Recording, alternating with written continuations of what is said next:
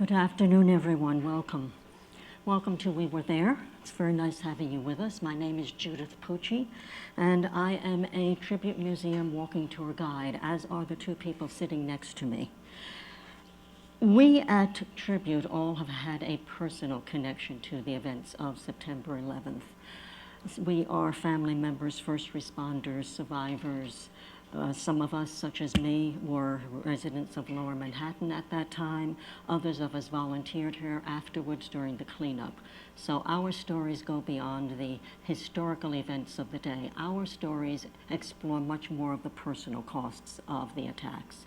So you're going to hear today from two people who are sitting next to me, and they are Bruce Powers and Guy Sanders. Now, Guy is at the end, and Guy and Bruce experienced the attacks of September 11th from two different perspectives. Guy was then a volunteer ETM, an emergency medical technician, and the time he spent here at the Trade Center motivated him to turn his then volunteer work into a full-time occupation. Bruce was not in New York City on September 11th. He was in the Pentagon, and we don't often hear enough about that experience. So September 11th, remember, 4 attacks. The first 2 here at the World Trade Center. The third one, the Pentagon. And the fourth one was Flight 93 that went down in an open field outside of Shanksville, Pennsylvania. This is the flight that now we think was targeting the Capitol building in Washington, D.C. So the third plane was the one that went into the Pentagon, which is where Bruce was. You're going to hear, though, first from Guy, so I'm just going to quickly set the scene for you.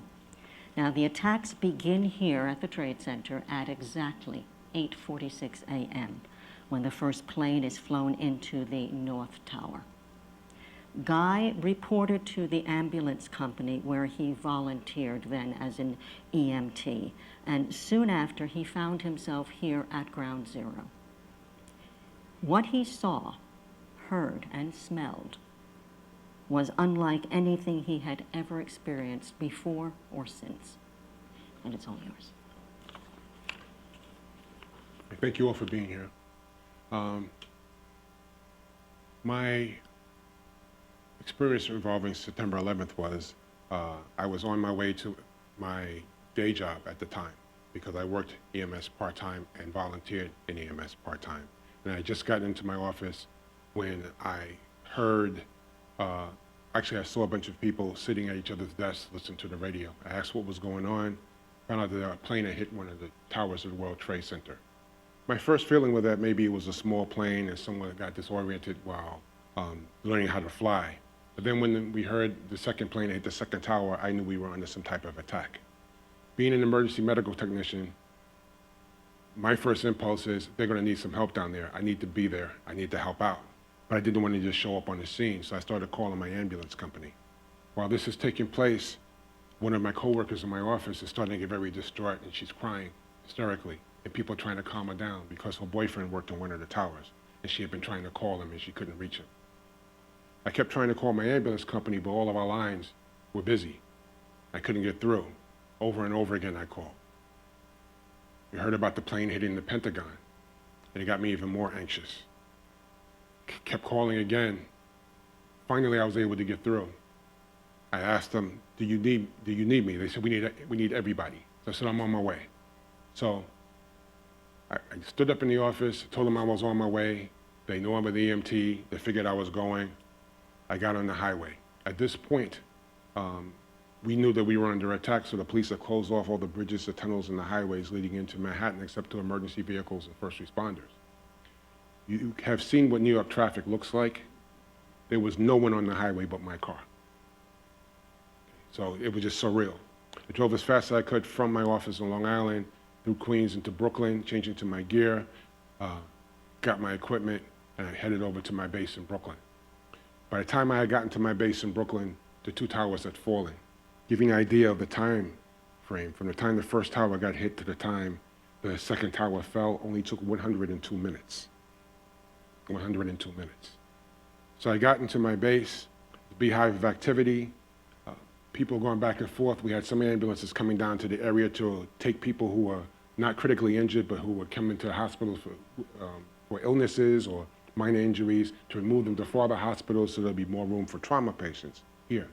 But we didn't know there weren't going to be that many more trauma patients after the first wave. Since the tower was already falling, I was going to be in the second wave of rescuers that went in. There's a thing called the Tokyo Rule. Because of a sarin gas attack that occurred in Tokyo, Japan, whereas the first responders came in and they were overcome by the gas. They developed a rule so that whenever you had a catastrophic situation that occurred in a mass casualty incident, they would wait until things had settled before setting a second wave in. So I was going to be part of that second wave. Before I left my ambulance base in Brooklyn, I noticed that there was a whiteboard on the wall by my dispatcher's office. And on that board were 10 numbers. Those 10 numbers were of 10 ambulances simply from my company that were on scene that we had lost contact with entirely. At this point, we don't know whether they're alive or dead. And it's now my turn to come down. So I get in my ambulance, I have 15 extra tanks of oxygen, I have a partner, and we drive through Brooklyn. And long before I even get to the Brooklyn Bridge, I can see all the smoke in the air, and people are coming across the bridge. A police officer stops me, and he's got 5 firefighters with him. And he says, listen, these guys are getting ready to walk across. Is it possible you can take them across? And of course, I said yes. Now, my ambulance isn't a fire department ambulance. It was a smaller van-type ambulance, but I was able to jam those 5 firefighters and all their equipment into the back of that ambulance and bring them across. I let them off there, but I could see the beginnings of all the devastation. There was smoke, pockets of fire everywhere. Everything looked like it was covered with gray snow, papers all over the place. I dropped them off. I proceeded to Beth Israel Hospital. When I got to Beth Israel Hospital, as a supervisor, they were giving me my assignments. They assigned 5 ambulances to me. Some of my coworkers who were initially missing in action were being brought back to the hospital, and they were telling us their stories. And we were hugging them and kissing them because we were glad that they were alive. Some of them were pulling rubble out of their pockets because they had literally been plucked out of the rubble. And then it was our turn to come down. So I led the caravan of the 5 ambulances down, and we deployed not too far from here on Liberty Street, right across the highway. It was the first time we got a chance to see the devastation that was there. And it was beyond words. 2 110-story buildings, each floor an acre, reduced to maybe 15 stories of rubble and twisted metal and steel and ash. In the middle of the rubble, as we were setting up, there was a plastic chair, and in that chair was a U.S. Army soldier, probably in her mid-20s. She was sitting there. She had on her Class B uniform, so she had on her ribbons and her beret, but she was wearing a surgical mask and latex gloves. And she was sitting there with her knees together and her hands clasped on her lap. And I said to her, "Are you okay?" And she says, "I'm a U.S. Army recruiter." And I was on my way into my office in the Trade Center when I saw the plane hit the building. She says, "I'm also an emergency medical technician." So when they set up the triage area, I went inside to help. That's where she was when the tower started to come down. She says she ran for her life. And then she got really quiet. And she says, "I'm thinking about all the people I left behind when I ran out." And I realized she felt guilty for having saved her own life. So I said, "Listen, you actually you have more experience and expertise than the people with me. Why don't you come with us and help us out?" And that way, she wouldn't be by herself. And I kept her with us until about midnight that night when we got relieved.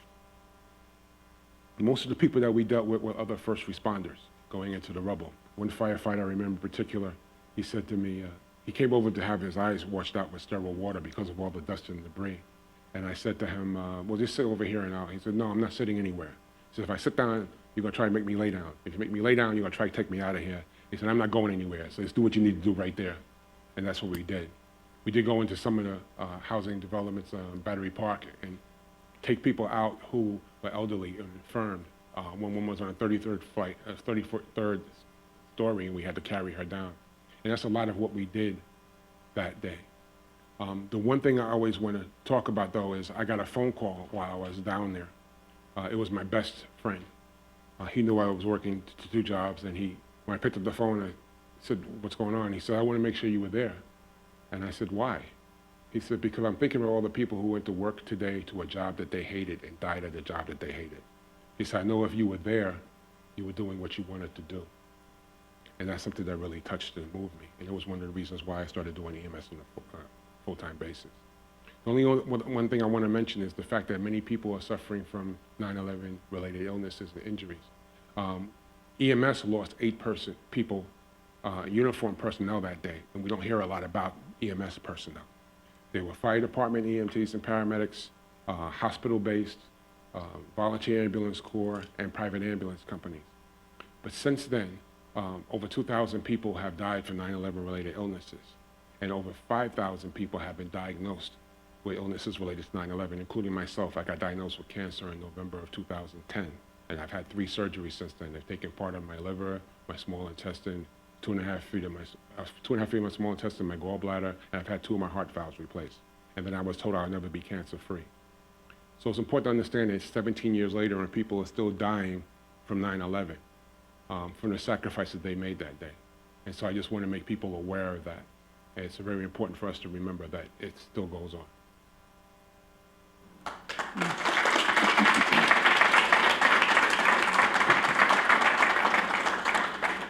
In fact, there is finally going to be a memorial outside to recognize the contribution and sacrifice made by everyone who was here working on the pile, the broken remains of the Trade Center, who was here that day and here afterwards, who has become ill and died, and those who will continue to die for years and years and years to come. So, 91 minutes after the first plane has hit the North Tower is when the third plane hits the Pentagon. So when the third plane hits the Pentagon, here's what has happened. One plane has gone into the North Tower. People by the billions throughout the world, including most of you, have seen the North Tower on fire. Many of you have seen the second plane flown into the South Tower. You have seen the South Tower collapse. And now you see a third plane being flown into the Pentagon. Bruce.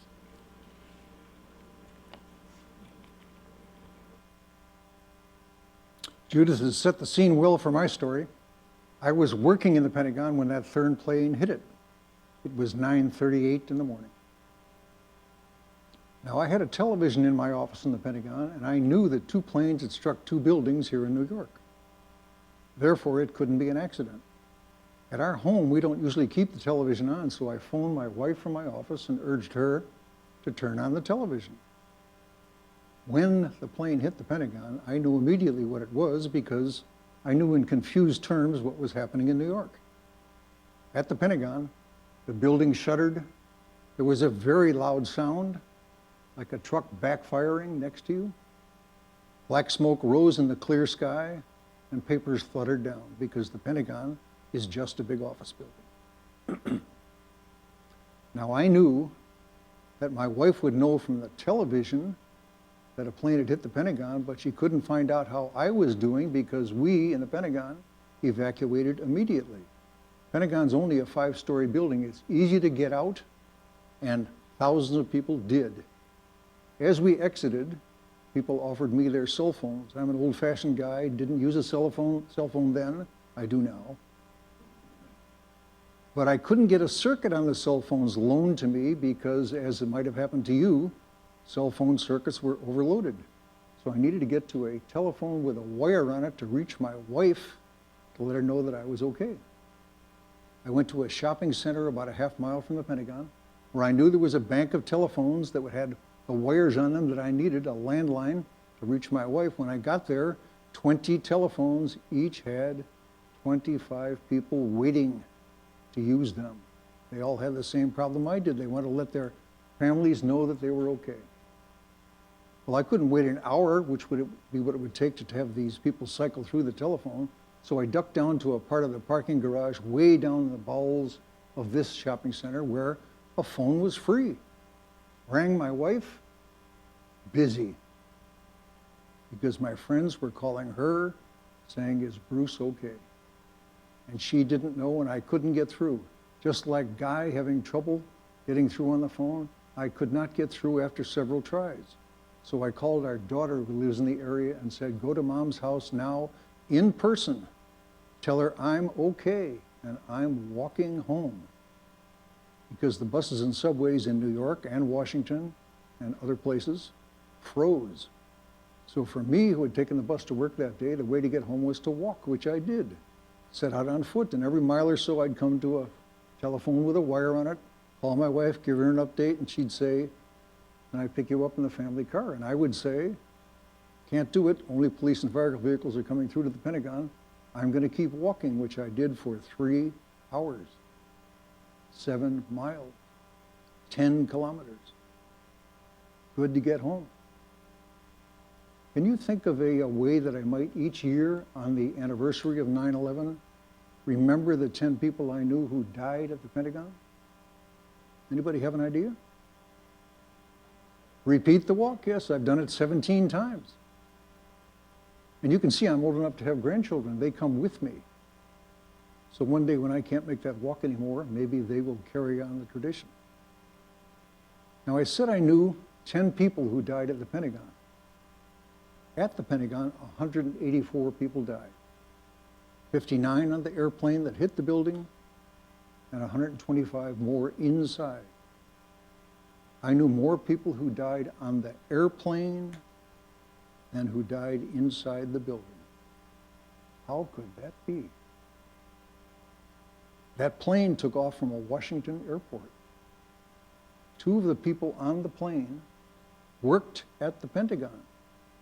They died at their workplace. They had no idea they would when they got on the plane.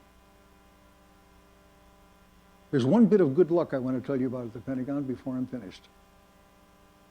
Although 125 people died there, the Pentagon is a densely packed office building. A plane plowing into the Pentagon could easily have killed thousands, but the building was being refurbished at that time, and only a few dozens were in the area that was hit. I don't think the terrorists who did it knew that. So 125 died, but it could easily have been thousands.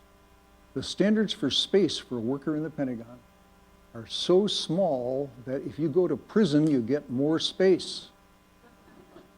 That's because you're supposed to sleep at prison and not sleep in an office building. So it could have been thousands, it was 125, and it was 184 total. I remember them still. Thanks for your attention.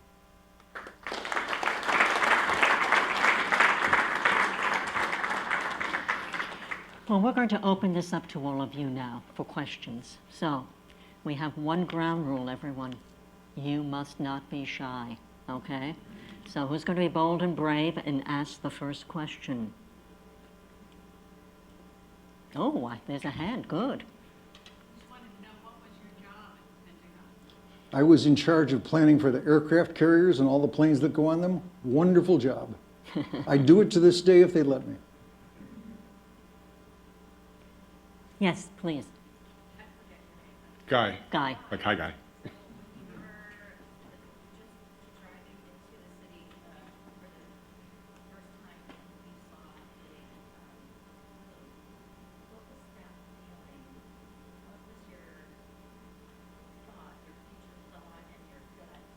What did it say to you? Well, it's 2 things. I'm a native New Yorker, and one of my first jobs out of school was in the Wall Street area. And I used to go to the World Trade Center because it actually housed the largest mall in America at the time. So I used to go there for lunch, I used to go there to shop. I grew up around, going there back and forth. I worked in the Wall Street area for a long time before I got into public service. So the idea that that was all gone hit me. But the other thing, though, is that I'm an EMT and there's stuff that needed to be done. And so I had to focus in on my mission. And that's one of the important things that permeated at the time. It was just being mission-oriented. And I just want to add also, of the 8 EMTs and paramedics that were uniformed that died that day, I knew 3 of them personally. One of them was 25 years old. He had a 2-year-old daughter and a 5-month-old son. And I had trained him when he was a brand new EMT. His name was Mario Santoro. Another was a co-worker of mine. Her name was Yamel Marino. She was a 24-year-old single mom, and she had an 8-year-old son. Just like the Army recruiter I spoke to you about, who was in the lobby doing triage and then ran out and the towers collapsed. She made it out of the building also. But she was with the president of my company, but they separated when they came out. And whereas he survived that day, she died that day. He later died of lung cancer related to 9/11. And another one of my coworkers, Mark Sullins, passed away that day also. And he had 3 sons under the age of 4 years old. And I remember his memorial service because there was a photograph. He had taken a lot of pictures. He was an amateur photographer. There was a photograph of his hand and his 3 sons' hands in his hand. And I'll always remember that. In case you're wondering about what was it that was just so unhealthy at the Trade Center, is the broken remains of the buildings. First of all, simply pulverized concrete. What that will do to the inside of your lungs is absolutely breathtaking. It was never meant to be inhaled.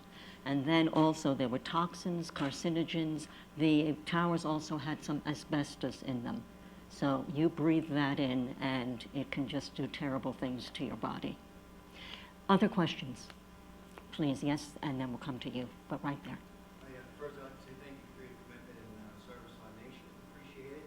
I just was wondering possibly what was it that carried you through on a daily basis to get through your task? Guy? Well, you're focusing on the work. For people who go into emergency services, for most of us, it's not a job, it's a calling. And so you feel the need to be there. Like, I could have stayed at my day job and not come down, but I didn't. In fact, the second day I went to my day job and I stayed there for 5 minutes and I felt I couldn't be there and I came back down here. And it's just that feeling of commitment to helping other people. Here it is, I have a skill where I can help people, and if I can be of assistance, I should be doing that. And that's what got me through an entire time, and I continue to do that.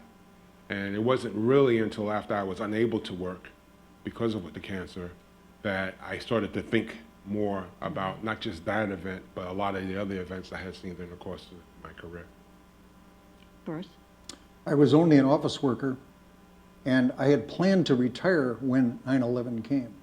Because it happened, I asked if I could stay on, not retire, because this was a national emergency. But by then, my replacement had been picked, so a few months later, I walked out the door. And we had one question here. Where were you doing during that? Are you asking me? Yeah. Oh, I live north here of the Trade Center, so I'm a resident of Lower Manhattan, and I actually was working from home. I freelance as a writer, so I always work from home, and I heard absolutely nothing. Sound travels very strangely. People in the South Tower heard the equivalent of boom when the first plane hit the North Tower.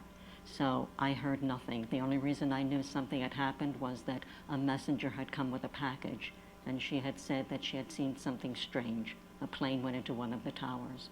So I ran outside to 7th Avenue, looked downtown, and both buildings were on fire. So I spent most of the day out of doors watching what was going on. And my brother was down here. He used to work in the North Tower. His company moved a couple of months before, no big deal there, but they do move just one block. And instead of being in One World Trade, he was in 195 Broadway.